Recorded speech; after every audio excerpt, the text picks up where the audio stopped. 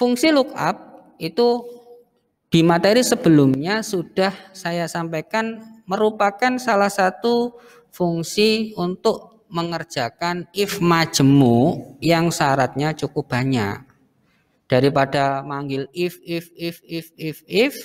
maka Anda bisa beralih menggunakan fungsi lookup, bisahlookup atau vlookup. Tapi memang ada yang harus disiapkan. Apa?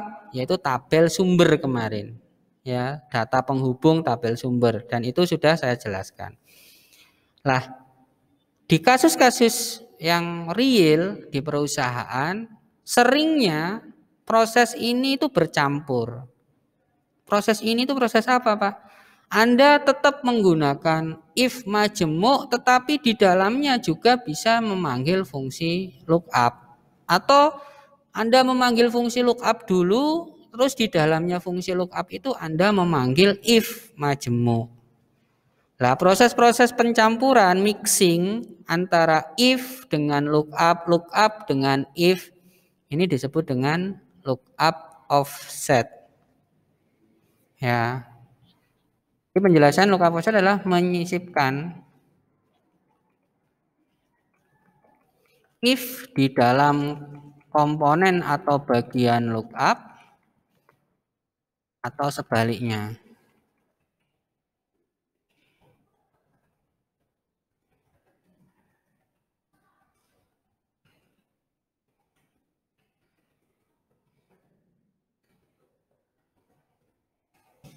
Nah, ini disebut dengan lookup offset. Ya.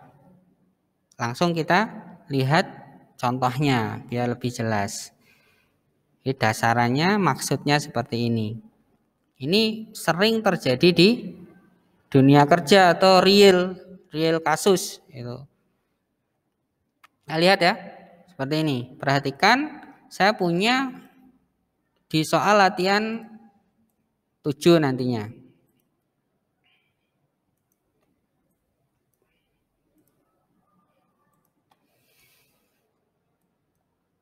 Saya punya data pegawai. Di dalam data pegawai itu ada nama pegawai, ada pendidikan, dan lama kerja.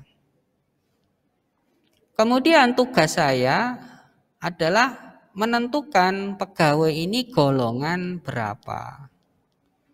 Golongan itu ditentukan dasarnya adalah pendidikannya apa, lama kerjanya berapa. Jadi ini kombinasi. SMA lama kerjanya bisa baru 1 tahun. SMA lama kerjanya bisa 5 tahun. SMA lama kerjanya. Jadi antara pendidikan dengan lama kerja itu bisa beragam pilihannya. Kita ngomong satu pendidikan SMA saja, lama kerjanya kan bisa beraneka ragam. Mulai dari 0 tahun sampai puluhan tahun. Itu kalau kamu kerjakan pakai if-nya tidak akan ada habisnya.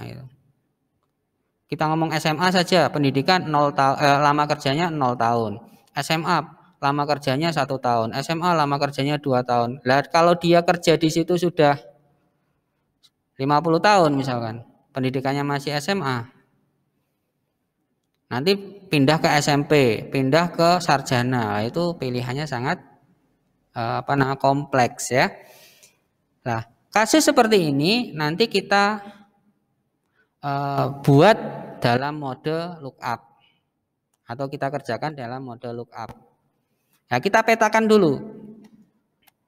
Cara memetakannya bagaimana? Cara memetakannya, lama kerja ini kita ambil dari yang paling rendah, pasti 0 tahun ya, 0 tahun. Kemudian yang paling tinggi di sini berapa? Misalkan saya punya 20 tahun ya, 20 tahun berarti 0 tahun, misalkan paling tinggi di sini nanti kita buat 21 tahun gitu. Sambil ditentukan juga nilai-nilai dari golongannya. Ya, jadi angka-angka yang di sini nanti juga bergantung pada golongan. Misalkan yang disebut golongan 3B itu yang seperti apa? Oh, yang masa kerjanya itu sudah 3 tahun, pendidikannya sarjana, misalkan seperti itu. Jadi di sini tidak perlu Anda tulis 0, 1, 2, 3, 4, 5 sampai 21 misalkan, tidak perlu. Anda cukup awali 0, akhiri misalkan 20 di sini tambahi 1. Kenapa kok tambahi 1? Karena di masa kerja 20 tahun, pendidikannya apapun itu sama dengan masa kerja 18 tahun. Nah, ini dapat dari mana? Ya nanti kalau Anda kerja sudah ada tabel kamusnya sudah ada. Jadi ini tinggal ditiru saja sebenarnya. Nah, ini adalah tabel sumber. 0 tahun sarjana golongan 3A, 0 tahun SMA 2C, 0 tahun SMP 3B, 2B misalkan gitu. 1 tahun bagaimana? 2 tahun bagaimana? Masih dianggap sama seperti 0 tahun. Baru akan ada perubahan jabatan atau golongan itu setelah 3 tahun. 3 tahun sarjana 3B, 3 tahun SMA 3A, 3 tahun SMP 2C dan seterusnya. Terus kenapa yang paling depan kolom ini berisi lama kerja, Pak? Karena ini yang akan kita pakai untuk menghubungkan dengan tabel yang akan diisi. Kenapa nggak pakai sarjana SMA SMP, Pak? Nggak pakai ini, Pak, penghubungnya. Kenapa nggak ditulis saja di sini sarjana SMA SMP, kemudian lama kerjanya ke sini, Pak? 0, 3 dan seterusnya. Nah, ini masalah konsep kata-kata dan konsep angka. Kalau untuk penghubung, ini catatan lagi, kalau Anda membuat tabel sumber, penghubung itu sebaiknya Anda ambil dari angka-angka urut misalkan. Ini disebut angka urut ya, dari kecil ke besar. Walaupun melompat-lompat. Terus pilihannya di sini lebih banyak, berarti bisa merangkum lebih banyak. Itu nantinya. Ini pilihannya lebih sedikit, berarti kalau nanti saya pakai if majemuk, if-nya lebih sedikit dibandingkan ini. Karena kita akan memixing ya, kita akan menggabungkan lookup dengan if, maksudnya gitu. Nah, kita lihat sekarang pemakaiannya. Karena datanya memanjang ke bawah, berarti fungsi yang kita panggil ada VLOOKUP. VLOOKUP, kemudian penghubungnya adalah lama kerja, sorot di sini. Titik koma, sumbernya, sorot. Menyorot tabel sumber itu boleh menyertakan judulnya, boleh juga tidak. Datanya saja boleh. Dengan judulnya di sini juga boleh. Perhatikan lagi. Kalau saya sorot di sini, ini adalah I6. Anda perhatikan cara nulisnya ini. Di dalam tabel sumber tidak boleh ada sel yang di merger. Kalau Anda membuat tabel sumber tidak boleh ada sel yang di merger. Anda melihat seperti ini, asumsinya wah ini di merger ini, pendidikan / lama kerja, lokasinya cukup lebar. Jangan-jangan ini mergeran. Enggak. Karena saat ada sel yang di merger, kemudian Anda sorot untuk sumber, ini bermasalah nanti. Ya, itu catatan lagi untuk kalian. Jadi judulnya ikut disorot boleh, datanya saja disorot juga boleh. Asal tidak ada mergeran. Misalkan datanya saja yang saya sorot, jangan lupa F4 dikunci. Saya nggak mau ngunci, Pak. Ya, lokasi ini kamu namai dulu. Di VNet name dulu. Terus lookup offsetnya itu di mana, Pak? Di posisi milih kolom. Harusnya kan saya milih 2 saja, atau 3 saja, atau 4 saja gitu. Tapi persoalannya pada saat saya ngetikkan 2 saja di sini, berarti yang terpilih hanya sarjana. Yang saya maksud hanya sarjana. Kalau saya tulis di sini 3 saja, berarti yang saya maksud SMA saja. Kalau saya tulis di sini 4, berarti yang diambil hanya SMP saja. Soalnya kan tidak hanya untuk SMA, tapi bisa untuk SMP, bisa untuk sarjana. Berarti di lokasi memilih kolom itu diisi dengan if. Menggunakan syarat apa? Pendidikan. Jika pendidikannya sarjana, ambilkan kolom 2. Jika pendidikannya SMA, ambilkan kolom 3. Sisanya ambilkan kolom 4. Ini rumusnya belum selesai. Kurungmu harus lengkap. Ya, perhatikan. Lookup, unsur pertama lookup value sudah ada. Unsur kedua tabel array sudah ada. Unsur ketiga, ini baru sampai sini. Masih ada unsur keempat. Maka tutupnya harus benar. If-nya ada 2, berarti tutupnya ada 2. 1, 2. Masih ada sisa unsur yang terakhir, yaitu ring lookup. Lihat ring lookupnya, ini adalah angka urut.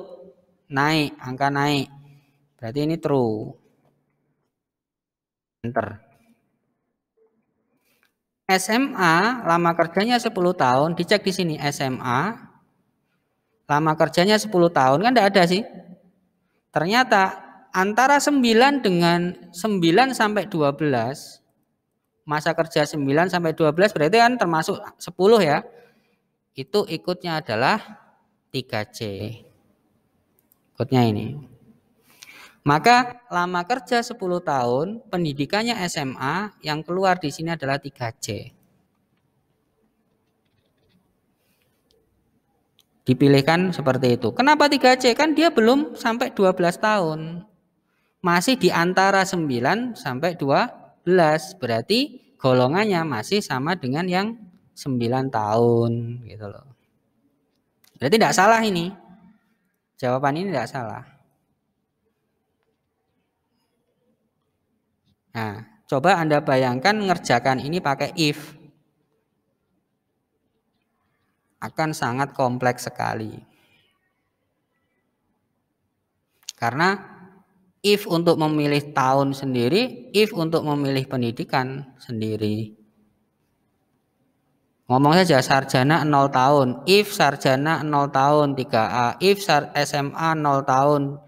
Waduh, nangis itu. Maka dengan lookup itu bisa lebih simpel. Lah, lookup sendiri tidak bisa bekerja kalau tidak disisipi if tadi. Kenapa? Karena ada keterbatasan saat memilih kolom. Tidak bisa memilih yang sarjana saja, tidak bisa memilih SMA saja, tidak bisa memilih SMP saja. Ternyata tiga-tiganya ini harus bisa dipilih secara dinamis. Kalau pendidikannya sarjana ya ngambil kolom 2, kalau pendidikannya SMA yang ngambil kolom 3, kalau pendidikannya SMP ngambil kolom 4. Berarti pada saat memilih kolom, itu kita perlu if. Ada if yang nyisip ke situ maksudnya. Proses menyisipkan if di dalam lookup menjadikan konsepnya disebut dengan lookup offset. Ya, ini kejadian di lapangan malah seringnya seperti ini. Kalau untuk gaji bagaimana? Kalau untuk gaji dia tidak lookup offset. Karena yang diambil kan hanya kolom 2 saja. Kita buktikan ya. VLOOKUP, mana penghubungnya? Penghubungnya golongan, berarti ini. Sumbernya tabelnya mana? Ini, kunci, jangan lupa. Kolom yang diambil kolom berapa? Selalu kolom 2. Gaji kan ada di kolom 2. Kemudian penghubungnya ini kata-kata atau angka? Ini kata-kata.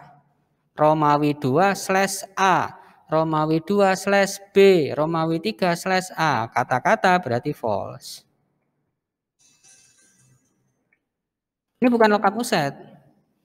Karena tidak menyisipkan apa-apa di situ. Maka muncullah gaji. Lihat 3C itu di sini gajinya 800.000.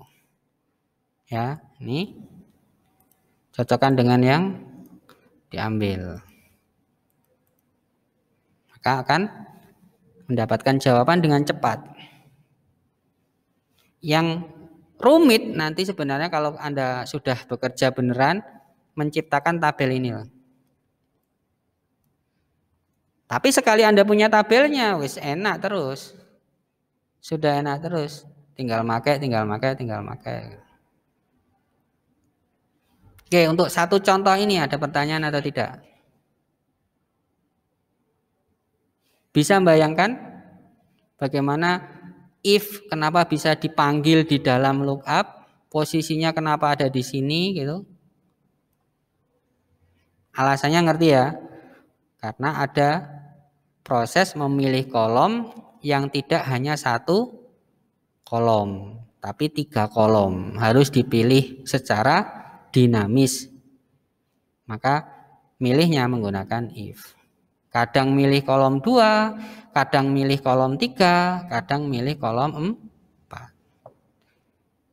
Nah, ini pun menjawab kenapa sarjana SMA SMP tidak ditaruh di sini. Tidak ditaruh secara vertikal, tidak digunakan sebagai penghubung.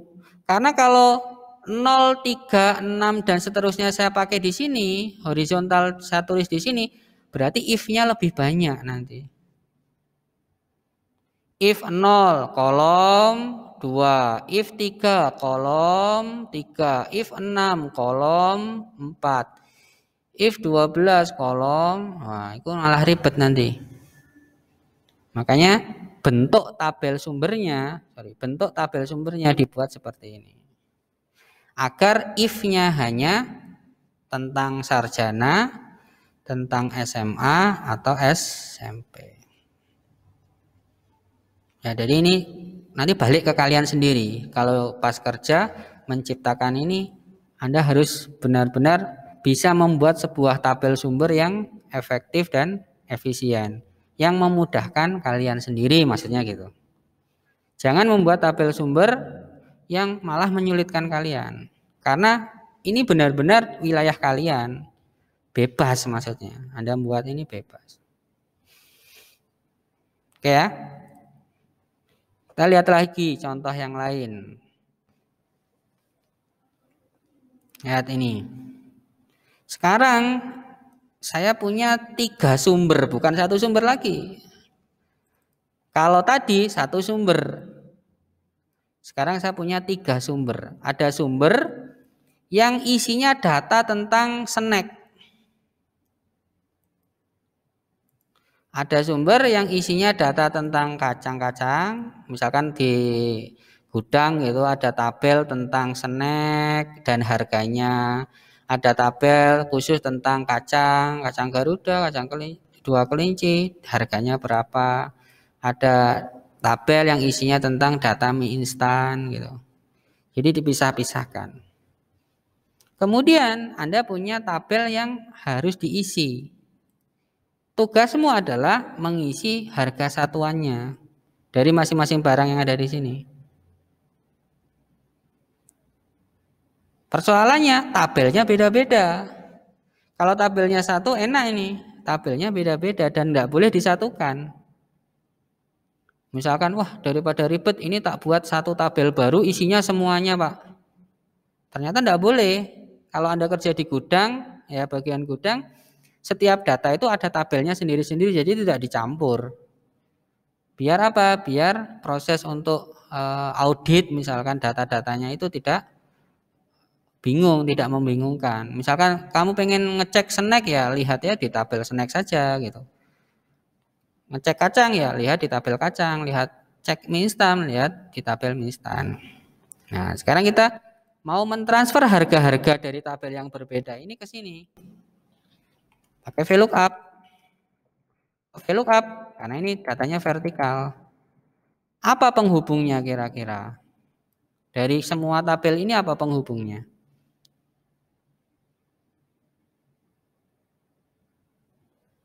Ayo, siapa bisa jawab? Saya punya 3 tabel, penghubungnya apa? Apa penghubungnya? April jawab apa? Jenis. Salah. Yang lain. Nama barang. Konsepnya kan jelas. Kalau saya punya tabel sumber, kolom yang paling depan itulah penghubung. Isinya apa ini? Nama-nama barang kan? Kolom paling depan ini. Citos, taro, ciki, keju, itu kan nama-nama barang ya. Berarti VLOOKUP yang disorot ini nama barangnya. Pegang konsepnya ya. Soalnya bisa berubah-ubah nanti. Tapi konsepnya harus Anda pegang. Sumbernya. Lah, sumbernya ada 3. Tidak bisa saya nyorot ini saja selesai, tidak bisa. Saya nyorot ini saja selesai, tidak bisa. Saya nyorot ini saja selesai, tidak bisa. Ada 3 sumbernya. Maka saat milih tabel ada if di sini. Milih tabelnya itu pakai if. Nah, ini lookup offset. Lewat mana? Lewat jenisnya. Jika terdeteksi jenisnya snack ya, bukan snack ular ya. Tabelnya ini. Jangan bingung itu saya namai snack gitu, jangan bingung ya, itu namanya snack. Yang kedua, jika terdeteksi jenisnya adalah kacang, ambil tabel ini. Itu saya namai kaca, NG-nya nggak ada, jangan bingung. Kan nama kan bebas ya. Sisanya tabel ini. Tutupnya jangan sampai kurang. If-nya ada 2, tutupnya ada 2, 1, 2. Kenapa? Rumusnya belum selesai. Lihat, offset muncul di mana? Saat milih tabel yang tadi, saat milih kolom. Nanti bisa dua-duanya, milih tabel ada if-nya, milih kolom ada if-nya, bisa. Tergantung kebutuhan rumusnya. Nanti harus seperti apa. Setelah tabel array-nya dipenuhi, berikutnya kolom mana yang mau ditransfer? Dari semua tabel, 3 tabel ini yang ditransfer sama-sama kolom 2, yaitu harga. Berarti kolom itu tidak ada if di sini. Langsung diisi angka 2 karena yang akan ditransfer ini saja kan, rata ini ya. Kemudian terakhir true atau false, lihat penghubungnya. Penghubungnya kata-kata, citos, taro, ciki, keju dan seterusnya kan kata-kata. Kata-kata berarti false. Maka akan langsung bisa tertransfer datanya dengan cepat. Kalau kalian pakai if, ini akan sangat panjang sekali if majemuknya. Tapi dengan fungsi lookup yang disisipi if, maka bisa jadi lebih simple. Oke, totalnya jadi jawabannya jumlah kali harga. Selesai.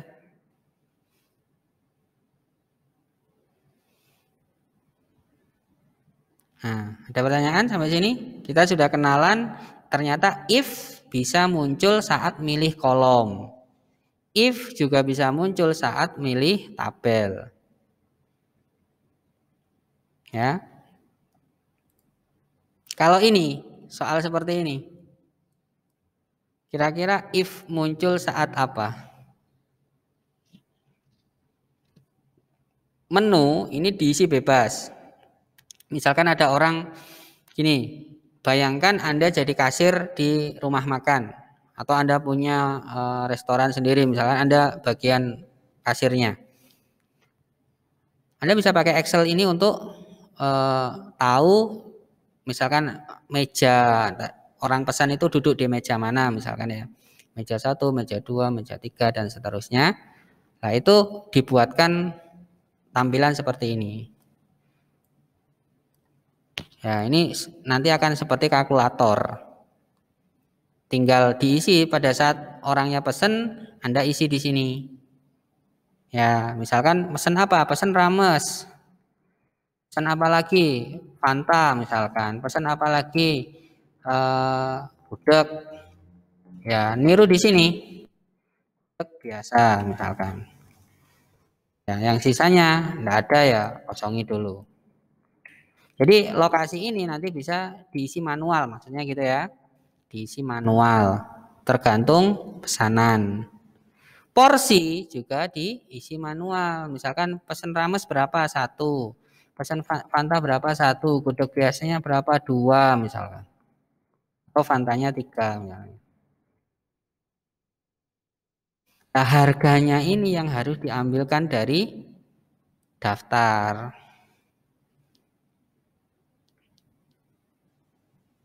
Harganya yang harus diambilkan dari daftar. Berarti VLOOK pakai apa? Pakai menunya kan? Yang diketikkan di situ, ambilkan sumbernya dari sini, kunci, kolom 2. Penghubungnya kata-kata false, enter.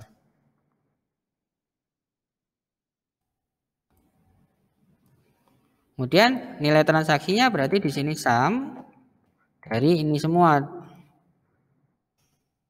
Kemudian bayarnya diisi manual. Kembaliannya adalah rumusnya bayar dikurangi nilai transaksi. Misalkan 3.500 bayarnya pakai harga, ini belum dikali ya, ini dikali dulu. Dikalikan dengan porsi. Ya G5. Nah, kayak gini. Nah, Anda lihat ya, ada lokasi yang tidak diisi. Ini akan menyebabkan error kalau rumusnya ditarik semuanya.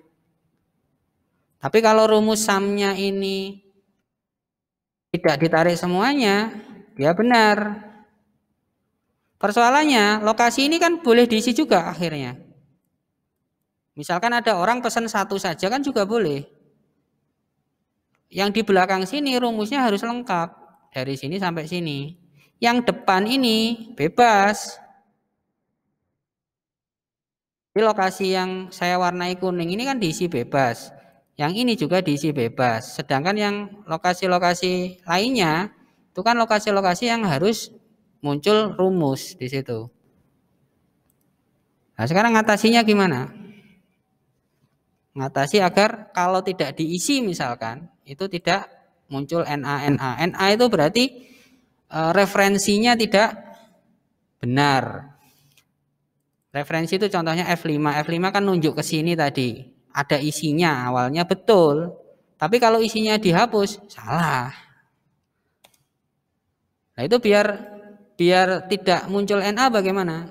Ada yang punya ide enggak? Ini harus diisi rumus tetap. Jadi kalau suatu saat ini diisi, misalkan saya isi Fanta. Enter, langsung porsinya tinggal berapa? 5, enter. Langsung muncul. Kalau sudah selesai pembayarannya ini dihapus lagi. Tapi ini nggak boleh NA. Ini kan seperti apa? Seperti kalkulator kan? Misalkan kamu punya rumah makan, pakai ini saja. Sudah kalau ada orang pesan diisi di sini, otomatis muncul tagihannya. Tinggal diisi uangnya, dia bayar dengan uang berapa. Tapi jangan muncul NA. Gimana caranya? Ada yang punya ide agar tidak muncul NA?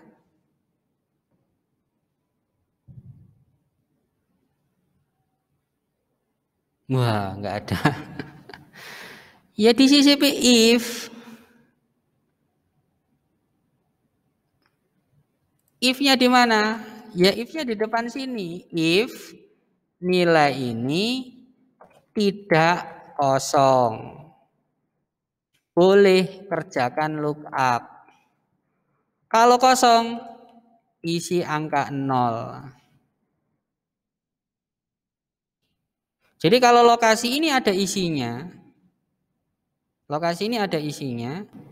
lookup-nya boleh kamu kerjakan. Ini kan ngomong lokasinya tidak kosong, ini boleh dikerjakan.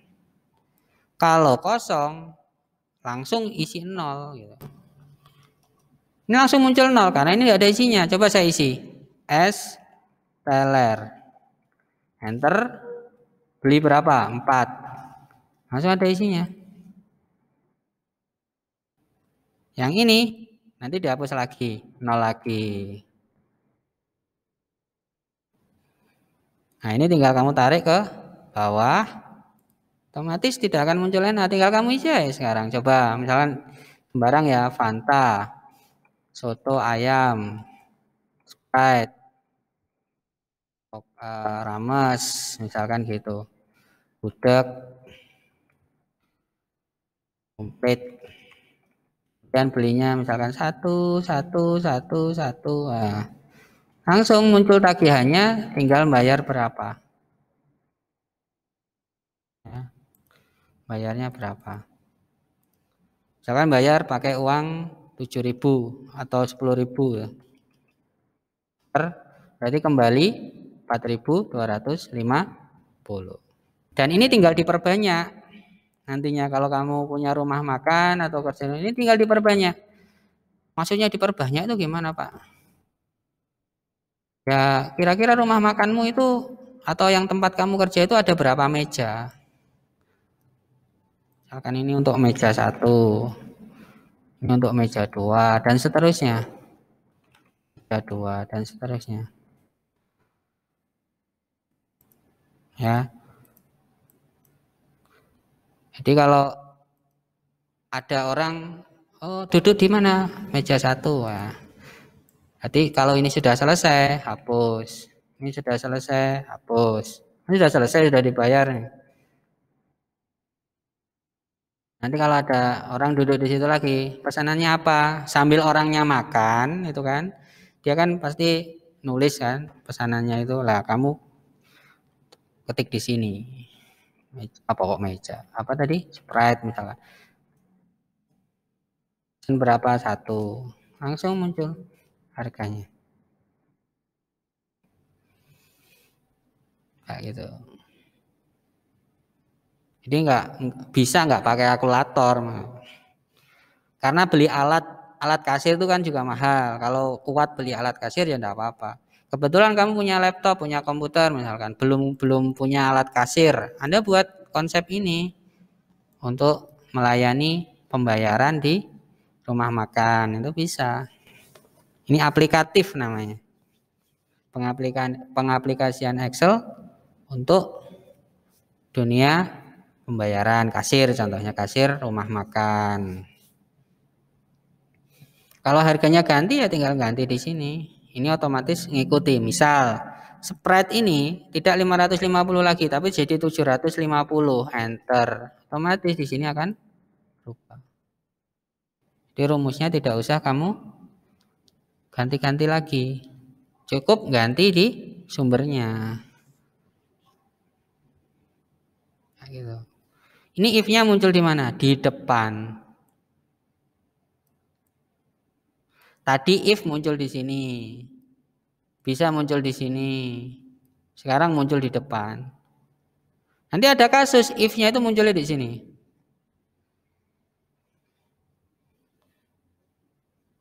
Jadi penghubungnya itu beda-beda misalnya gitu. Tidak di satu titik, penghubungnya beda-beda. If-nya itu munculnya bisa di bagian paling depan. Ini disebut dengan lookup offset. Ya, ada soal terakhir, ini saya sisakan untuk kalian.